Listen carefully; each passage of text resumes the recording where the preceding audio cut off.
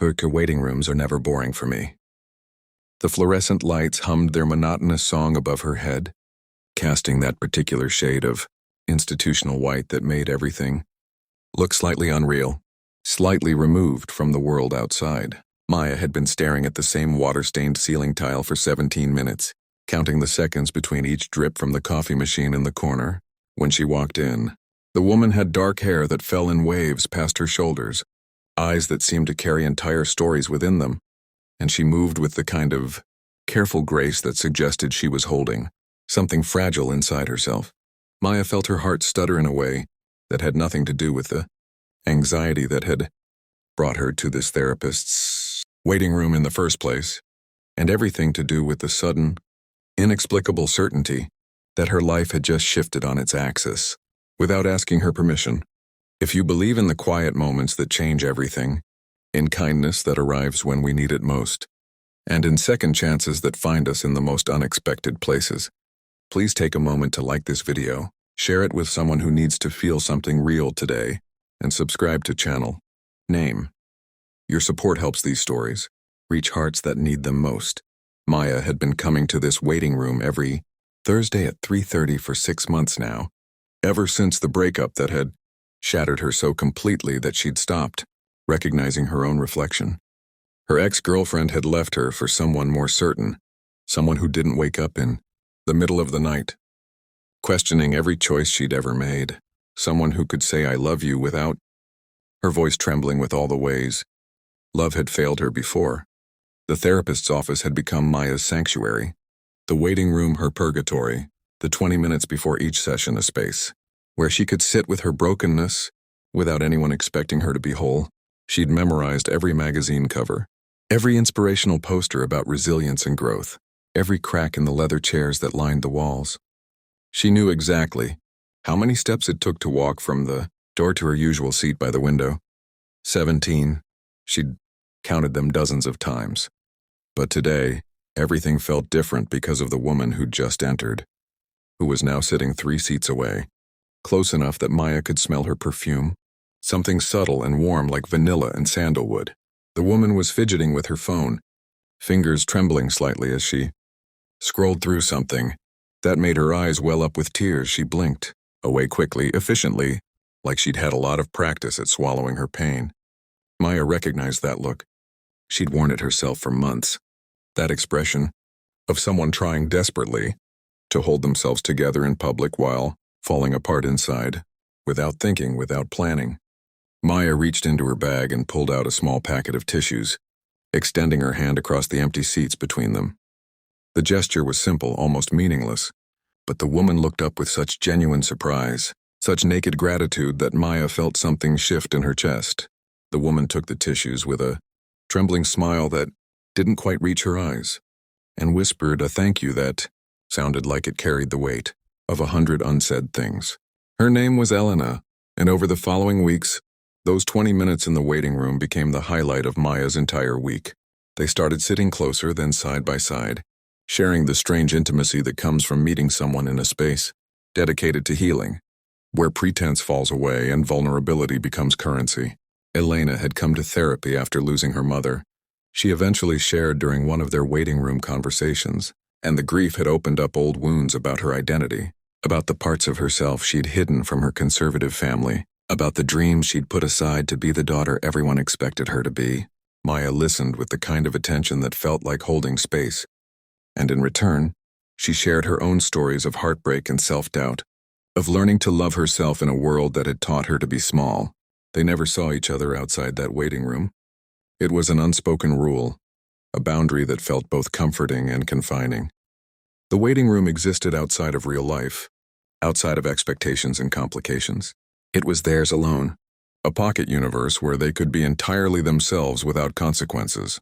Maya began to arrive earlier, and Elena did too, stretching those 20 minutes into 30, then 40.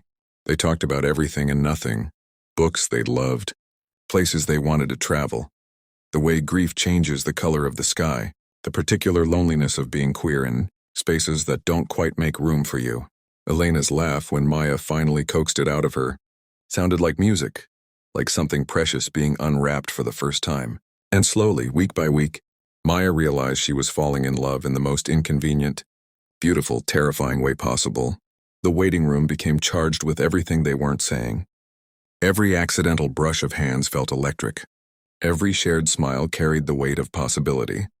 Maya found herself thinking about Elena during every moment between Thursdays, composing conversations in her head, imagining scenarios where she could be brave enough to suggest they meet outside these walls, outside this safe space they'd built.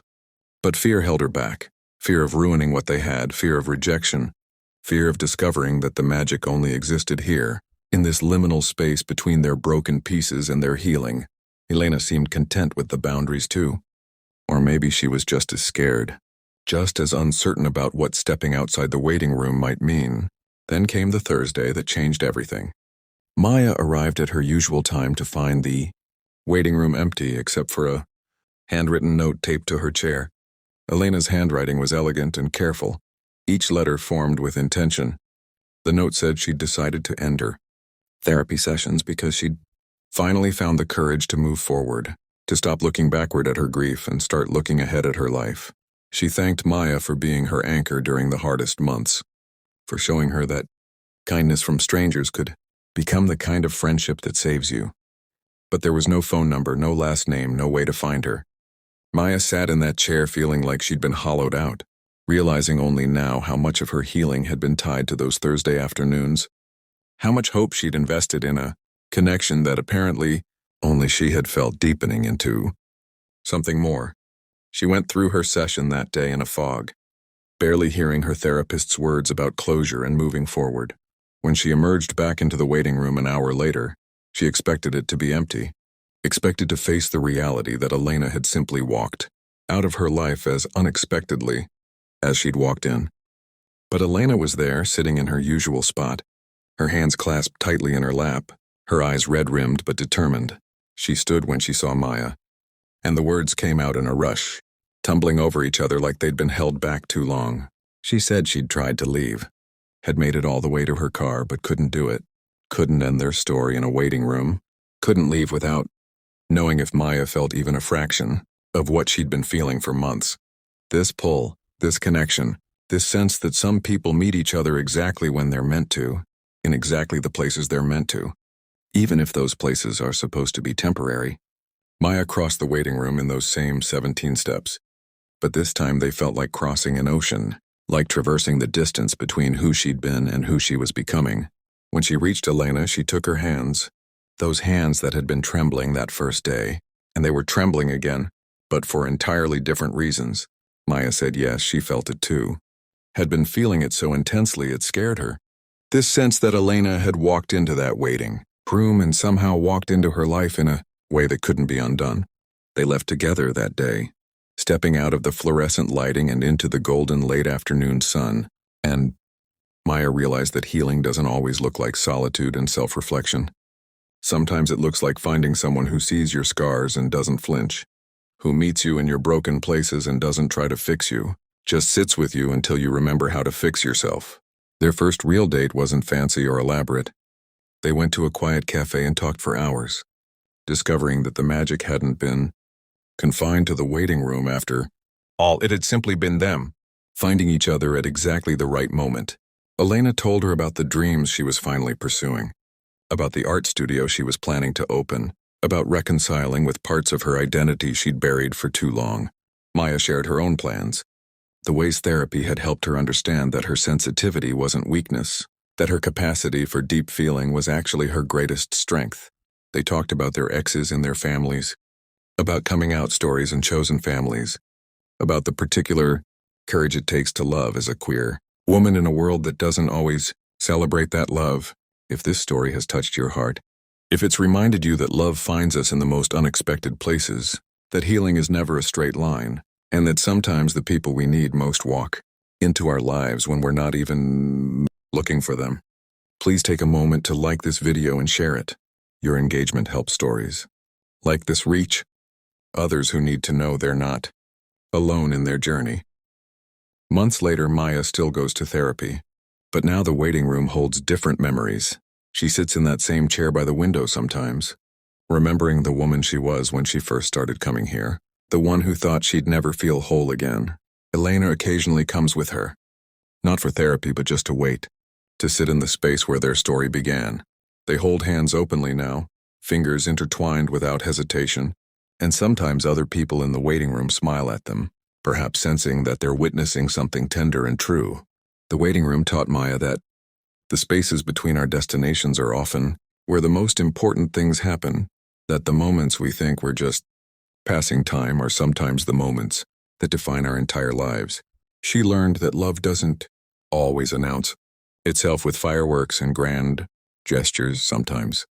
It starts with a packet of tissues offered to a crying stranger, with 20 minutes of conversation in uncomfortable chairs, with the slow recognition that someone sees you and chooses to stay.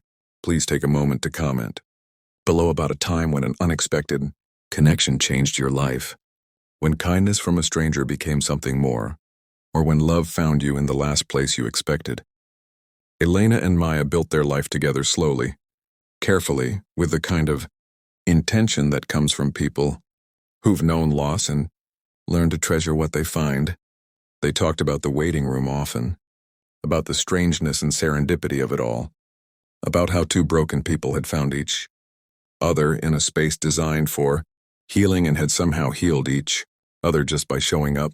Their love story didn't erase their pain or their past, but it rewrote what they believed was possible for their future. And whenever life got hard, whenever old wounds reopened or new challenges emerged, they reminded each other that they'd met in a waiting room, that they had already survived the hardest parts alone, and now they had each other to face whatever came next. Waiting rooms, Maya discovered, are never boring when you're open to the possibility that the next person who walks through the door might be the one who changes everything, who reminds you that even in our loneliest moments, connection is always possible, love is always worth the risk, and sometimes the best stories begin in the most ordinary places. Written by two hearts brave enough to recognize each other in the in-between.